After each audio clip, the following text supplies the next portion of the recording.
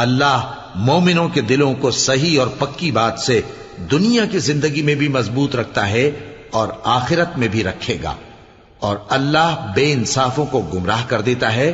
اور اللہ جو چاہتا ہے کرتا ہے۔ کیا تم نے ان لوگوں کو نہیں دیکھا جنہوں نے اللہ کے احسان کو ناشکری سے بدل دیا اور اپنی قوم کو تباہی کے گھر میں لا اتارا، یعنی دوزخ میں، کہ سب ناشکرے اس میں داخل ہوں گے اور وہ برا ٹھکانہ ہے۔ اور ان لوگوں نے اللہ کے شریک مقرر کیے کہ لوگوں کو اس کے رستے سے گمراہ کریں۔ کہہ دو کہ چند روز فائدے اٹھا لو، آخر کار تم کو دوزخ کی طرف لوٹ کر جانا ہے۔ اے پیغمبر،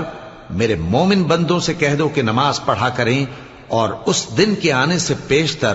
جس میں نہ اعمال کا سودا ہوگا اور نہ دوستی کام آئے گی، ہمارے دیے ہوئے مال میں سے پوشیدہ اور علانیہ خرچ کرتے رہیں۔ اللہ ہی تو ہے جس نے آسمانوں اور زمین